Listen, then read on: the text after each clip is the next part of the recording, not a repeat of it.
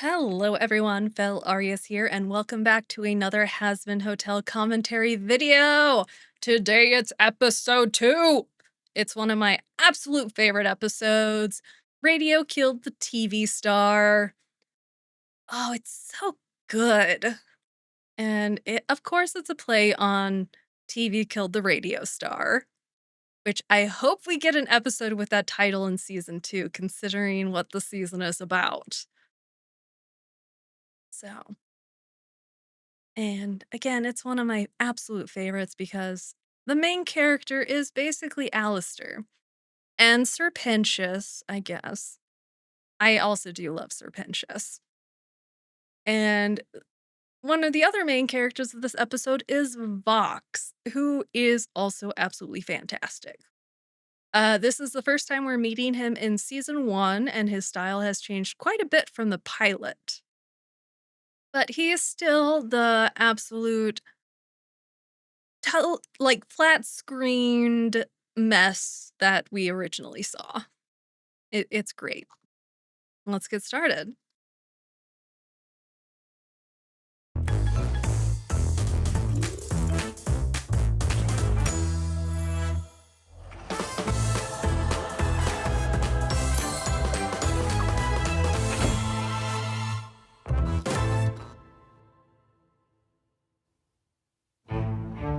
Okay, so the extermination is coming in 6 months Kiki. instead of a year.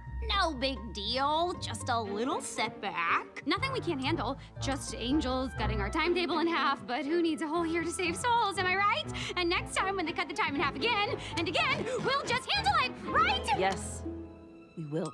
Oh, Vaggie is such a sweetheart. Absolutely love her. She sees her girlfriend absolutely becoming a mess in her own head and overthinking stuff and catastrophizing and just is there to reassure her, which is great, even if the reassurance is complete bullshit. please. You had less than half a chance when you started all this salvation bullshit. And now, ain't no And now we get to read some text from Valentino. So I'm thinking you and 3 huge guys are getting it on, and it's really hot and oily. And then it's revealed you're on a boat. They're on a boat. Sorry. Um, and it's sinking. So you all have to come as fast as possible. As fast as you can. Have you seen temperature play videos? Lol, cuz there's gonna be ice. So get that flat bony ass to the studio, baby. As you can see, the ideas are flowing. Haha, so it's been 30 seconds. Don't be like this, baby. silver lining. This isn't cute, Angel. Legit, I'm bored of this little cat and mouse game chase and little Valentino emote, which I'm not sure exactly what it looks like, but it definitely looks like a Valentino emote or something. Or something on fire. For real, over it.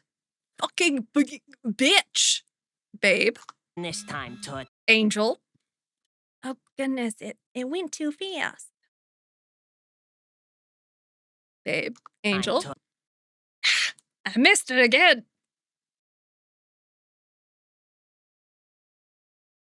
Angel, where the fuck are you? There we go. Yes, I rewound this 3 times to get the where the fuck are you? Sure there is. We just have to look a little harder for it. Well, while you're looking, the rest of hell is going nuts. People are already freaking out about the news. Look at what's happening in the Doomsday District. New message What from is it, Donkey Valentino. Show? Oh, yeah, nothing. My boss, Val, is just freaked out about the news, too. Like I said, everyone's losing their shit. Yeah, that's true. Sinners are desperate. Maybe desperate enough to try anything to escape the extermination. This is the perfect time to recruit more sinners for the hotel! Cute idea and all. But you really gonna go out in all of this? Well, it's not like people are just going to show up on our doorstep. Technically not their doorstep, but it'll work. Show yourself, Alastor, architect of destruction, villain extraordinaire. Ooh, you tell him, boss. Ooh, he's a bad boy. And we get Nifty here doing what all of us want to, climbing Alastor like a fucking tree. She is living the life. Honestly, if I were in hell, I'd want to be Alastor's friend as much as Nifty is his friend, because those two are... I don't know exactly what their relationship is. I know it's not romantic. I know it's not that, but it's definitely close. Whether it's a father figure sort of thing, brother-sister sort of thing, or just really close friends. It's interesting. And I really think Alastor enjoys her absolute insanity. I would too. And just, he lets her climb him. And then he just, like, picks her up and puts her down. Well, if all that's true, you'd think I'd have heard of you. I attacked you literally last week. And I love this kind of hint at the pilot, because it's been a week since Alastor arrived at the hotel. It's been a week since the exterminations ended. Even if the pilot isn't fully canon anymore, it does set up a bit of a time period for everything happening, which is great. The show sets up time periods very well, and it sticks to them incredibly well. And also just Alastor tilting his head like the curious dog. It's so good. But Alastor is also such a bitch, which is one of the reasons we love him. Because not only is he absolutely pissed off when people don't notice he's been gone or don't react when he's come back,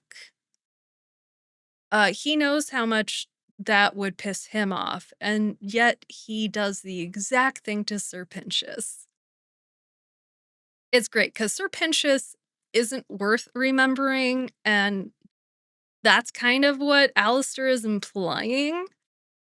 Even if Alastor actually does remember him, which he probably does, he would probably never admit to knowing him in normal circumstances, just because it would piss him off.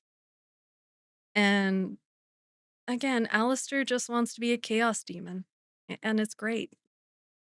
Probably one of the reasons he loves Nifty so much. We've done battle like 20 times. Well, you must have been really bad at this. Yeah. Silence! Now cower! For when I've slain you, the almighty V's will finally acknowledge me as their equal. Ooh. Wait, who are the beasts? Oh, nobody important. I love Nifty's little smile right here. And Alastor, again, minimizing anyone other than himself that he doesn't want people to pay attention to. So the V's are nobody important. Which, since it's Alastor saying that, means that they are going to be incredibly important. Now, they're not important to Alastor. At least he's making them seem that way. Which is very amusing. There's lots of little digs and prods to egos in season 1 between Alastor and Vox. It's fantastic. Vox Tech. Trust us. Trust us. Trust us. Trust us. Now that's good television. And I love the fact that they fully play with the fact that his face is a TV screen. There aren't many characters you can do this sort of thing with. But his face just fully taking over the TV specifically because it basically makes your TV or your monitor or something his head. Sorry, I'm just nerding out about the like little details and stuff that work absolutely so well with how they have this set up. With this character design, they can do so much play with Vox's face. Whether it's through camera shots, displaying emotions, there's so much. Even we're gonna see in just a moment, he's going to get a call and it's gonna show up on his face because he's a smart TV. Yep, Velvet is calling. Slide to answer. And of course, he's got the Wi-Fi symbol on his head and on his chest. Because he is a tech bro. Yeah, he's a tech bro, big tech bro. Velvet looks so cute in that picture. Hello there, Velvet. How are you this hellish morning? Oh, cut the shit box. I need you up here now. Whatever could be the problem, my dear. Your little boy toy is wrecking my department while I'm trying to pull together a show. And fucking just We're gonna see that arm later, the one that just flew across the screen. Yeah, that one. We're gonna see it in just a little bit. Another thing for Love Potion. Ugh, no. Unacceptable. You're fired. What is this?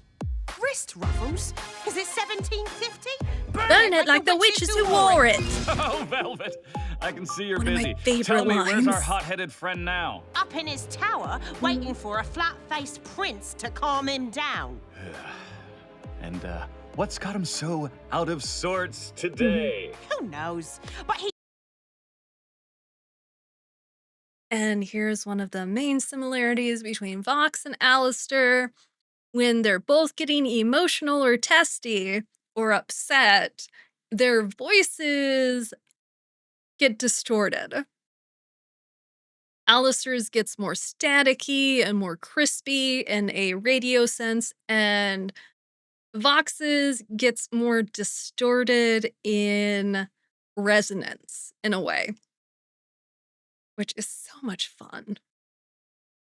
They are so similar, and it's not like that's not on purpose, because it's TV and radio. We're going to really see like a lot more in season 2, it seems, from the setup. And I really can't wait to see, even just see more of Vox, because he's such an interesting character. He's a horrible person. They're in hell. All of 99.5% of these characters are horrible people. And I'm going to appreciate them for what they are for their current circumstances. Now, his character design and his personality and everything, per the writing and the storyline, is excellent. Because we want villains who are despicable. We want villains who are charming but terrible. And he is a premium example of that. All smiles to everybody else, but when he's not facing the public or is in the presence of people who are his confidants, he's a lot more unprofessional. Let's put it that way. He tore up my best model, and you know the show can't wait for that unlucky bitch to pull herself back together. And there was the arm I mentioned. I love Velvet using it to point at Vox. This is also where we get our first hint at stuff that's not just said through exposition. This is one of the times when they actually tell us, oh, hey, sinners basically can't die. That unlucky bitch needs time to pull herself back together. It takes time for sinners to regenerate. And she was torn apart. So something that would usually kill someone which is great that they don't need exposition or anything for that, and it's something that is likely very overlooked the first few times people watch this. Especially if they don't know, like, the backstory about sinners not being able to be killed and everything, except by angelic steel or angelic power.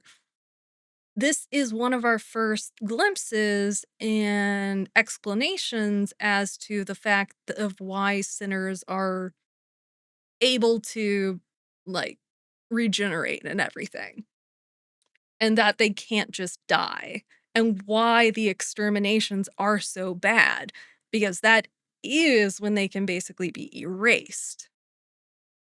And there's also a difference between, like, di everybody in hell's already dead, so they've already died.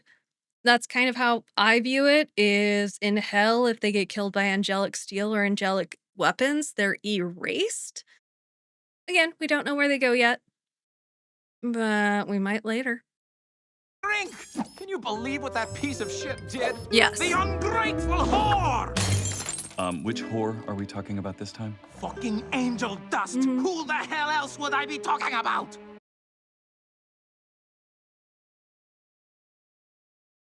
Considering how many souls it takes to be an overlord, and how most of Valentino's souls are probably whores, that list is probably very long.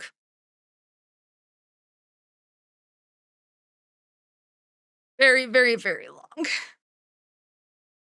That fucking slut walked out on me. Me! I he did. fucking made him! Without me, he's just a bag of meat with some mildly entertaining holes. Angel quit? No! He didn't fucking quit! It's And it's great because Valentino's throwing a hissy fit.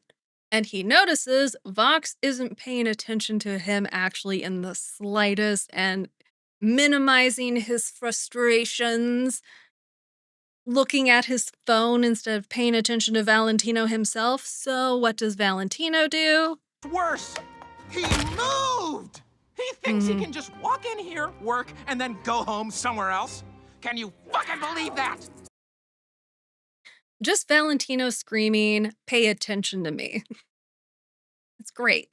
He thinks he can run off and shack up with Lucifer's bimbo daughter. Angel is living with Lucifer's daughter now? Yeah, that bitch, Chalky or Chandler, or I don't know, something mannish like that. She's And we get another representation of the fact that Charlie is not very well respected by sinners.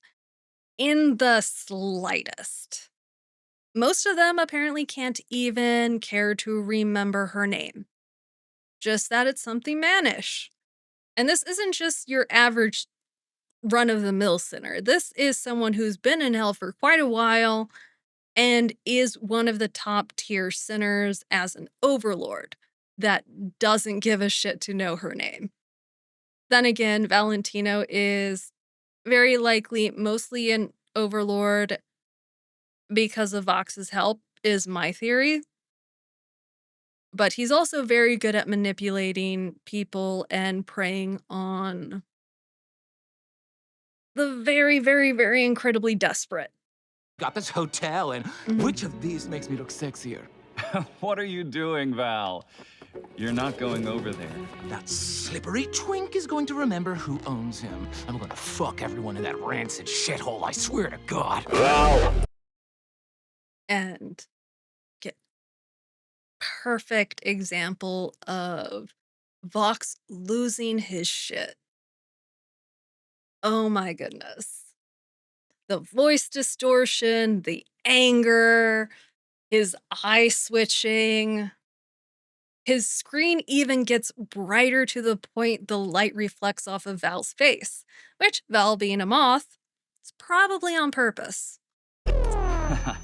Think about it. Our brand is perfection. And what do you think chasing whores around town will do for our image? And then Vox turns on manipulation mode. Because he realizes that just ordering Valentino to do stuff isn't going to really work out so well. So he needs to make Val think it's Val's idea instead of his ideas.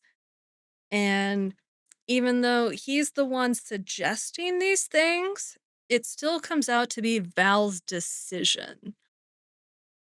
Because Vox frames it in a way that makes Val look incompetent if he doesn't follow Vox's advice. Uh, fuck it up? Right! Do you want people thinking you can't control your employees? No. Exactly. And hey, you still have him under contract. He isn't going anywhere. So you should Do nothing? Great idea! Now, Someone who owes us much more than money. The radio demon is there. What did you just say? You heard me. Alastor came back, and he is with Lucifer's daughter. And that wasn't the first fucking thing you told me! Hey, killing Alastor is your kink. Yeah, just Valentino only brought this up to ruin Vox's day. He's such a piece of shit. And the fact that Valentino knew this before Vox did, very interesting, especially since he had it ready to show Vox, like, immediately. He's been keeping this as a card he could play for who knows how long. I'm guessing at least a week. At least. But we also know that Angel Dust has been kind of skipping work, it seems, or ignoring Valentino. But that doesn't mean he's been completely absent over the past week. So Valentino might have heard it from Angel. And so he might have gotten one of Vox's voyeur bots to go and spy on the hotel just in case. And just that shit-eating grin Valentino has. He's such an asshole. It's like, when I say it's great and I love them for this, it's the fact that I love the writing and how much the character is the villain they are. I don't love the behavior.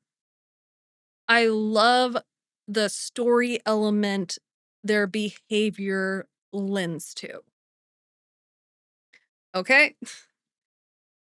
Because, again, without terrible characters, it's hard for good characters to sort of thrive, improve, etc. All that stuff. And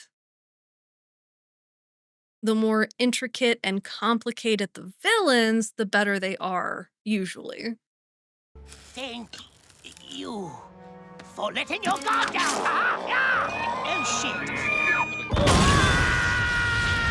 Gotta love that elk noise in the background. Well, it looks as though I need a visit to the tailor. I will say, I have absolutely no idea which part of his coat that Serpentius ripped off. It looked like it was the corner piece, but both the corner pieces look just fine. Especially with how tattered the bottom of his coat is anyway. Best of luck, chums. Wait, you're leaving? Alastor, we need your help. We need you to do your job. We need a wall. Of course. Can't let my new project fall into disrepair already. What would the paper say? And he drops his radio voice for a little bit sweet there cheeks. when he speaks What about the you papers doing there? talking about him. I love me a man with a giant tool. And all of the characters that Alastor conjures, I wonder if they're sinners or actual, like, conjurations. They really remind me of old black and white cartoons or, say, Bendy and the Ink Machine. And it's really great because if they're sinners that just have a contract with Alastor, then does he just keep them, like, in a pocket dimension for when he needs them? Like what's going on? It would be really interesting if these were just, like, creations of Alastor's and if we get into how Overlord powers work later. It's been 7 years! 7 still years. pissed? Here's another reference to 7 years. We haven't had a third reference to 7 years yet, though, because it's been Lilith and it's been Alastor. It would be far too convenient if those things lined up perfectly, but I do think they're related. He almost beat you that time. And something here is Alastor didn't win their last fight. But it we don't know if he lost either. It could have been a draw. But that was 7 years ago. Because there's lots of debate over who is more powerful, and I guess we're going to find that out in season 2, possibly. But Alastor almost beat Vox. So either they're equal footing or Vox might actually be a little more powerful, and that was 7 years ago. We don't know how many souls or power Alastor's been accumulating over the last 7 years, where Vox, considering his entrepreneurial nature, has probably continued to gather souls, powers in his conglomerate for like every moment of every day that he can. Fuck you. Just saying. Things have changed a lot since he left town. Yeah, they That's have. for sure. I gotta send a message of who's really in charge of things now. Welcome home. I'm gonna make you wish that you'd stayed gone. Say hello to a new status quo. And one of the most excellent things about this song and the theme that was set up at the start of this episode with Serpentius is Alastor claiming he doesn't know who Serpentius is, Serpentius being forgotten, unnoticed.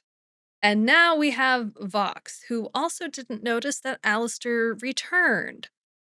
And if Vox didn't notice and he's in control of all of this shit, and he's likely on socials and everything, very likely he would be one of the first people to find out Alastor's returned, which means likely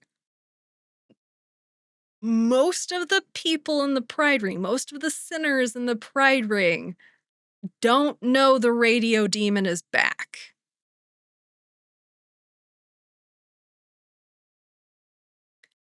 Until Vox announces it.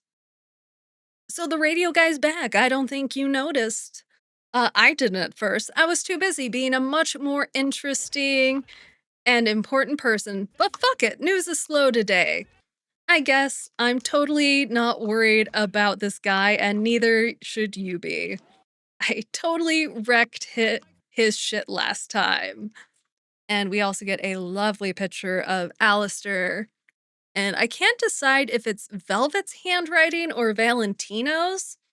I'm inclined to think it's Velvet's because pink seems to be Velvet's color, but the dildo with the heart over the eye and in pink on the paper very much seems like something either Velvet or Valentino would write, but again, I'm inclined to think it's Velvet due to the color. But smelly, probably furry, dumb hair, triangle ass, lame stick, gross hoof feet. How does he know that Alastor has hoof feet? Demon is a He's a coward. coward. You can take that as gospel. Pulling my view is impossible. And in my personal headcanon, I don't know if this is actually canon or not, but Vox was around during like the prime TV period, which is why I think that he might have been a televangelist before he died. Not just like a con artist, but a televangelist. Because it really would fit everything that we've seen of him so far, including the obey and pay scene we just saw, along with what we've seen in the teaser of him basically showing up as like a religious figure in front of all the sinners and everything.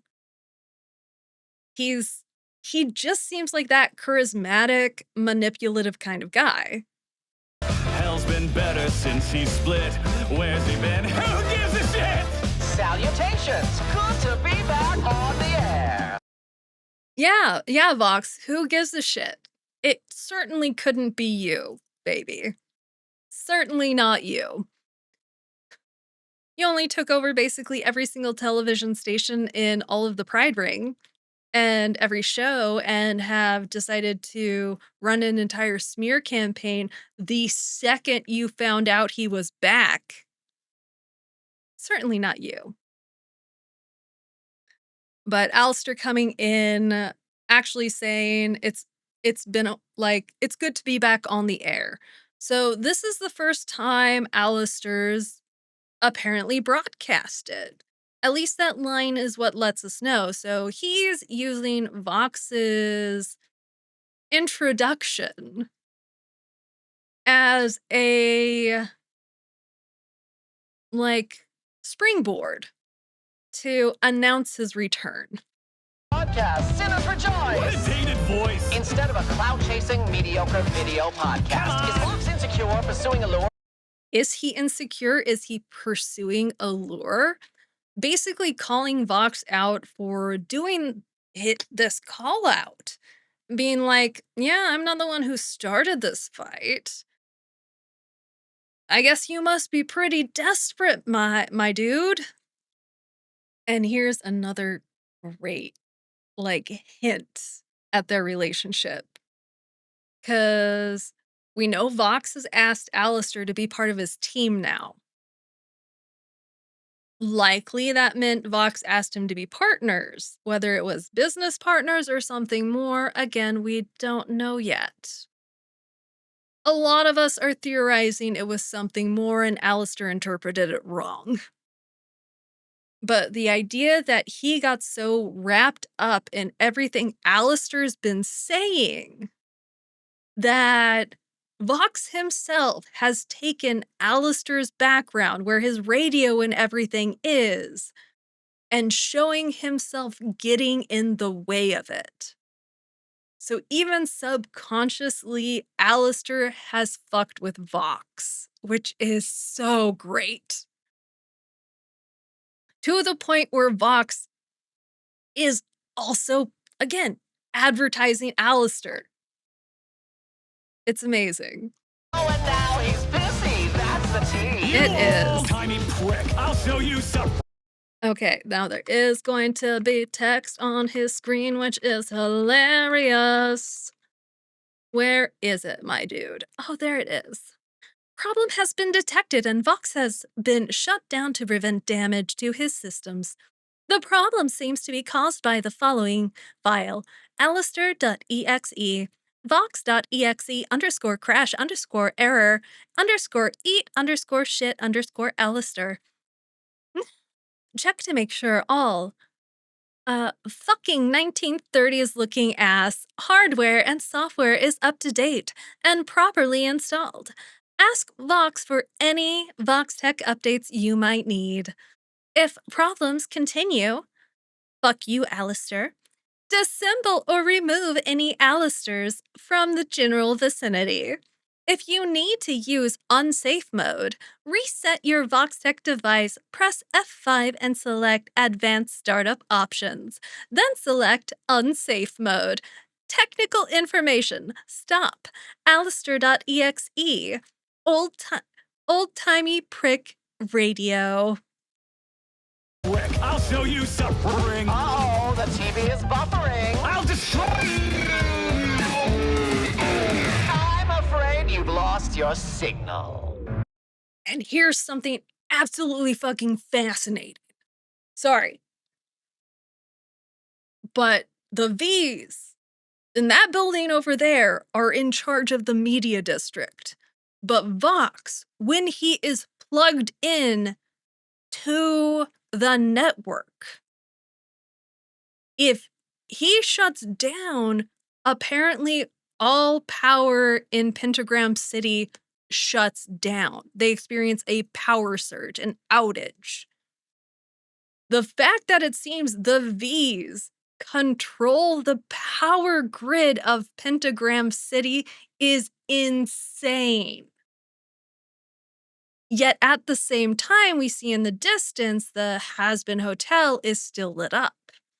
It is one of the few places that still has power, very likely because Lucifer probably made this hotel when who knows when. But it's set up outside of the actual pentagram power grid. I just find that absolutely fascinating. But also the idea that Vox could cause so much fuckery just by being absolutely, like, livid. And this is one of the very first glimpses we get of Alastor's full demon form. And we get the red X on his forehead from where he was shot. I believe that's still going to be canon. I don't know for sure. I believe it is. We might figure out in season 2. And his eyes are radio dials. He looks like he's a stitched together voodoo doll. I honestly really do love the character designs in this show and in the Hellaverse. They're so intricate and interesting. No signal. And Vox sitting there, scared shitless. Like, that is not the face of someone who isn't terrified. And whether it's terrified of Alastor or terrified of the absolute embarrassment and fool he made himself look like, who knows? But he definitely knows that Alastor won this round. Mhm. The fact that Valentino bedazzles his guns.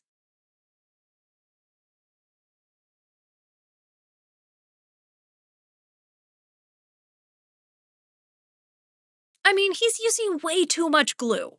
Way too much. Like, he really does not need that much glue.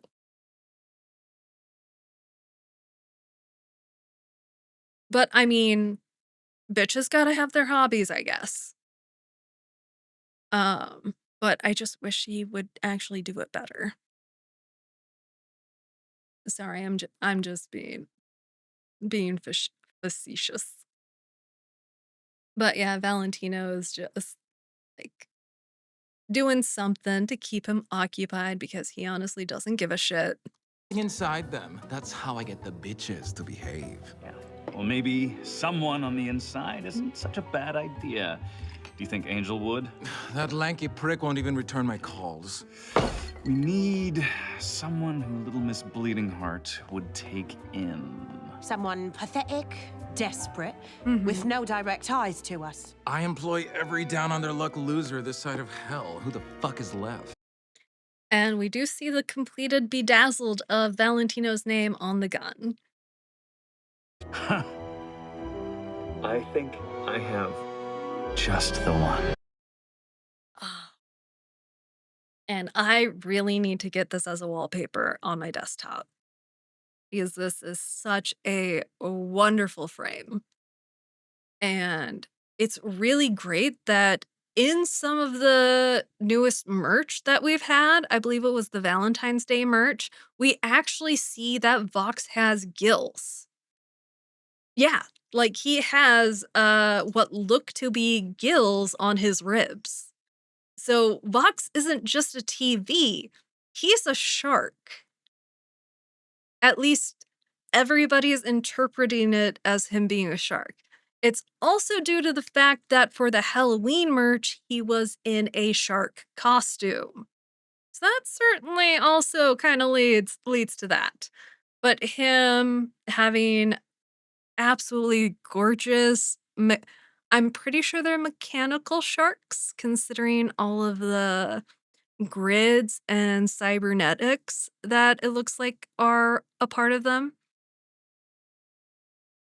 Oh, it's just so cool that he He's so powerful he can just have a giant aquarium. I wonder how many people he just feeds to his sharks. Like, how many sinners does he get pissed at and then he just rips them apart or just tosses them into the shark tank? Because I can 1000% see him doing that.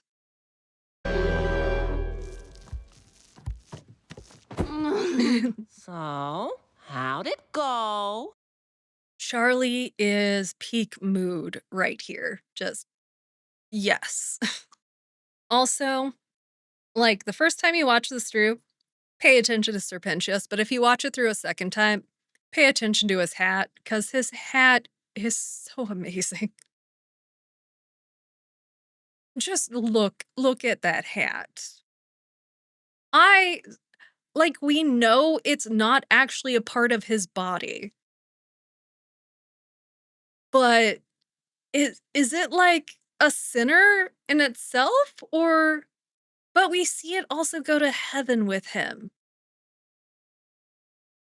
So I don't know. Or does it just transform? Does Pinchas use his power to transform it, like when he goes to bed or when he needs something different? I'm guessing he uses his power to transform his hat into something different, and it is kind of a part of him in a way. Special little man. Aren't you supposed to protect this place? I mean, I couldn't say no to that face either. I guess he's not much of a threat without the war machine. Or even with the war machine. Oh, thank you, thank you.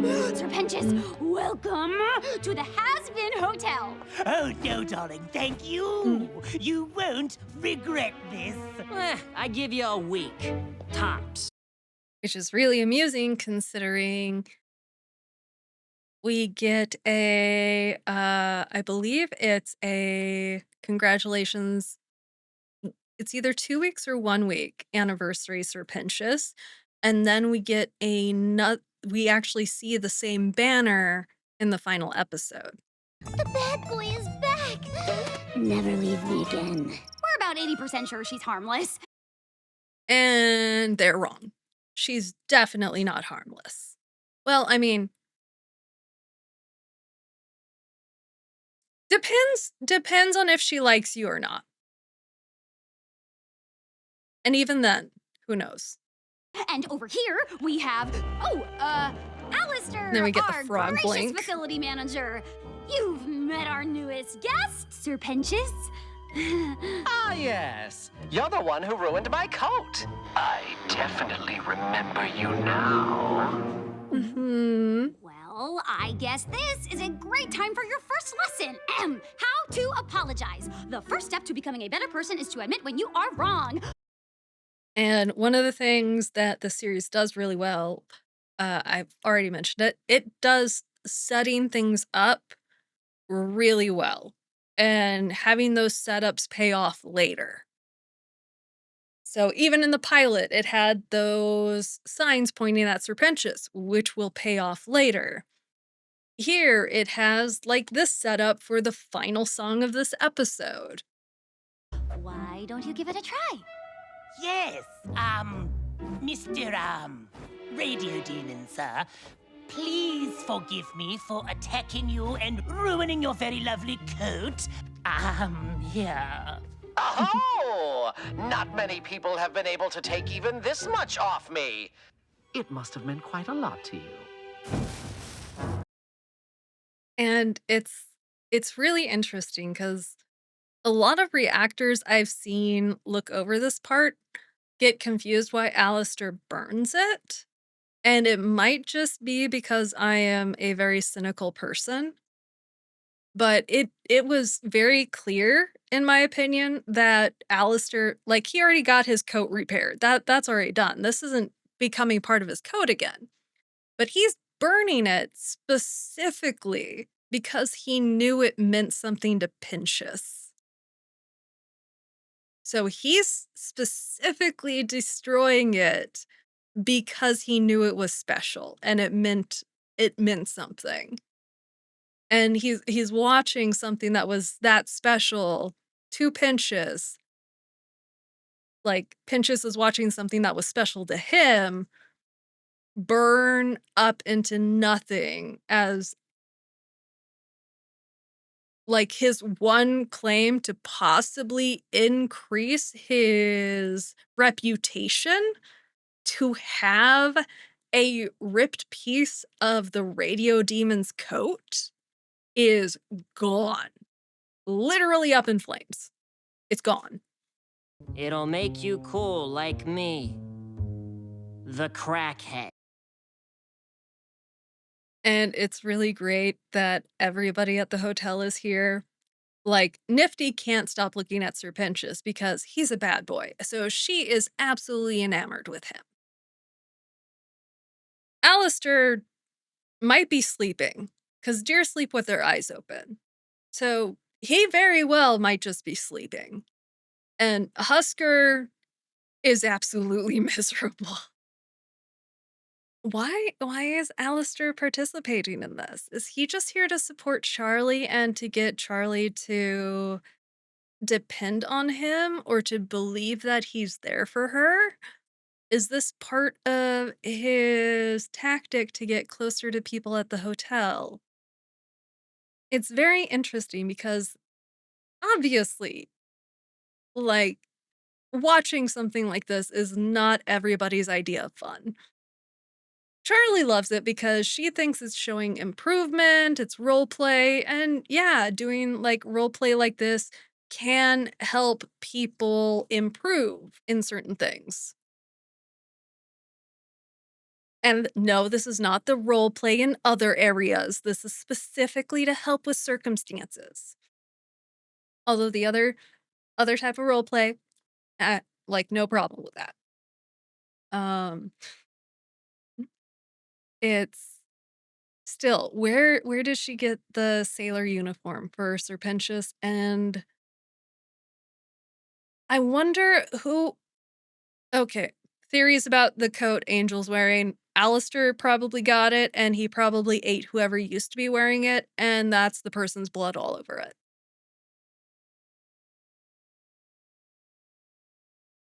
Yeah, I think it's probably Alistair's doing.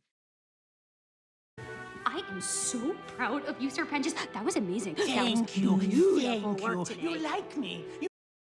And Angel Dust starting to realize, hey, if you want praise and to actually get more acceptance, you need to try. You need to actually participate to attempt to improve. And even though he's been there, he hasn't really had anyone else to show him the difference in his behavior before. So this really sets up a contrast between Angel and Pinchas. As a person, even if Pinchas is faking all of this at this point, Pinchas is setting up a pretty awful mirror for Angel to look into and see how people respond when someone who was terrible actually shows an honest effort in trying to improve themselves, or what they think is an honest effort in improving themselves. You really like me. Hi, Fat Nuggets! And of course, we all love Fat Nuggets. Angel, Valentino. baby, come home. It's not the same without you here. I miss you. Come back. Angel, you bitch! If you don't come home, you will be fucking greasy truckers for the next year! Hey, amorcito, I didn't mean to yell, but you know how crazy you make me. You fucking slut! Hey, Angie, about earlier, kill your whole fucking family! Work's really stressful. Little cocksucking piece of shit! You actually think you can change? Attic trash like you doesn't change. I'll see you soon, baby. And Valentino is just that terrible voice inside his head, just continuing to push that, hey, you're in hell, you're kind of stuck in your situation, and all of this negative stuff. You can't change, you can't improve, and so much bullshit. And Angel is in such a situation that it's easier to just give up at this point.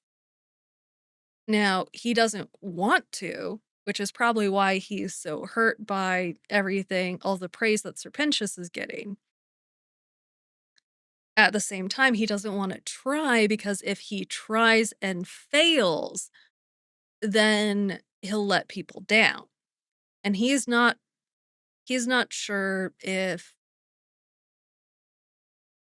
like letting people expect things of him and disappointing them is worse than having them just never expect anything of him at all. Most of what Angel shows everybody is a mask. Which is what's interesting about episode 4 titled Masquerade. It is the episode where Angel gets unmasked. And we actually see a huge amount of character development and even a change in Angel's behavior and everything after that episode. Sorry. Not now, Fat Nuggets. Oh, I still want to know where Fat Nuggets came from. Like, Fat Nuggets is obviously a hell pig, but obviously not the same hell pigs that we see in... Is it episode 3? No, it's episode 4. Episode 4 of Hell of a Boss season 1, where they go to Millie's parents' farm. And we meet Stryker for the first time. Definitely not the same hell pig. We still get the spikes and everything, but the coloring and all that is very different. So I'm wondering if these types of hell pigs are bred to be pets for imps and such. If so, where did Angel get Fat Nuggets? Now, a lot of people guess and believe that Fat Nuggets was given to Angel by Valentino as a manipulation tactic. Very, very possible. Very, very, very likely. But Fat Nuggets is just wonderful. I would never betray you. You are my best friends. And what really stuck out to me is in most shows and everything. The expectation would be that they would believe Pinchus because of everything we've seen in the episode thus far, instead of believing Angel Dust. And that would lead to a conflict for, say, the next 2 to 3 episodes in a normally structured and written television show. Because that is usually what we see in this sort of confrontation, is they end up believing the traitor instead of the person that is telling the truth.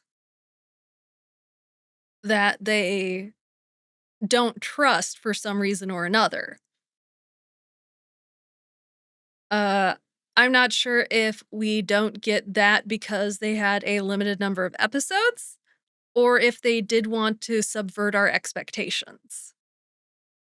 Because immediately when Angel points out the camera and how incompetent Pinchus is, Pinchus just folds. And that just might be Pinchus's personality, which it kind of is. But he just 1000% folds. Just doesn't try to say, oh no, it was Angel putting the camera there. It was Angel Dust who did this. He was trying to frame me and stuff like that. None of that happens, which is really refreshing in a way. Then explain this. Abort! Abort! SOS! Agent Pinchus in need of immediate evacuation! Pinchus, wait, you were caught? It hasn't even been a day! Please, you've got to get me out of here! Even Vox can't believe imagine his we incompetence. thought you could handle even something this simple. Do us a favor. If they don't kill you, go ahead and do it yourself, you miserable failure. I just make it quick, I guess. Not that I deserve it. And here we get a super cute image of Baggy and Charlie with their bed heads and their pajamas, which I think is absolutely adorable, and I wanted to call attention to it. Okay, carry on. It starts with sorry.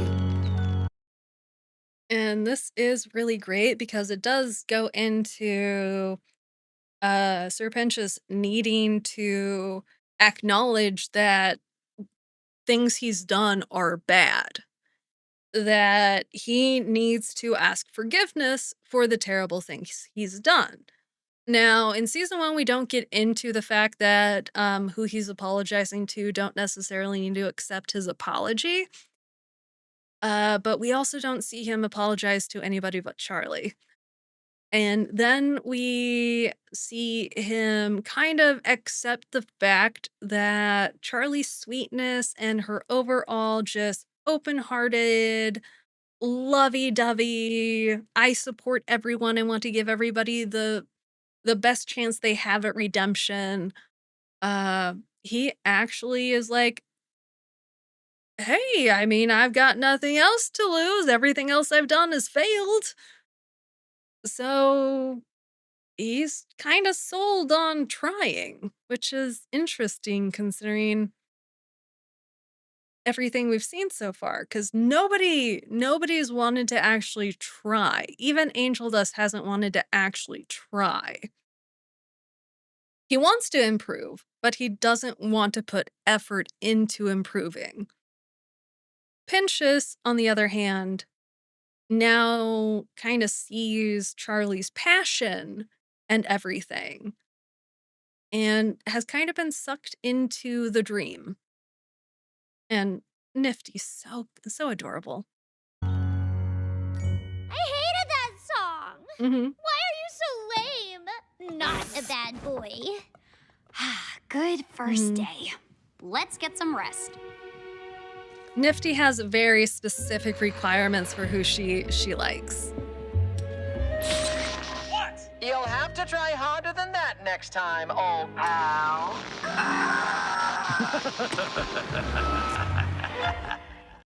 Oh, so here's another reason why Alastor might have been watching everything. He could probably sense the fact that Pinchas had Vox Tech on. Because, I mean, his power, he's the radio demon, so I imagine his power mostly has to do with radio signals and manipulating radio signals and everything, on top of the entire black tentacles, voodoo sort of magic and stuff like that. Or what people might consider voodoo, even if it isn't actually part of that sort of, sorry, I say voodoo, but I mean like the way voodoo is represented in media, not the actual practice, to an extent, if that makes sense. So I don't want to mix those two things up. But I don't know how else to actually describe some of Alastor's things. But we get that they were old pals, that Alastor and Vox definitely had a falling out. But since Alastor controls radio signals and everything, even TV requires radio signals to function. Even our phones require certain radio frequencies to function. So Alastor is insanely powerful if he has actual powers over all of that, which is so much fun. Anyway, that was episode 2, commentary and ridiculous me geeking out about random ass shit the entire time. If you enjoyed the video, please like, subscribe, share, do all that fun stuff. even if you got this far, please, if you haven't seen it yet, go watch my animatic that I did for radio silence. I mean, static silence. Um, because it is about Vox and Alastor Fannin sort of falling out relationship stuff. And it's to the song Not Sorry for Loving You from Epic the Musical, the concept album. So, and yeah, bye-bye.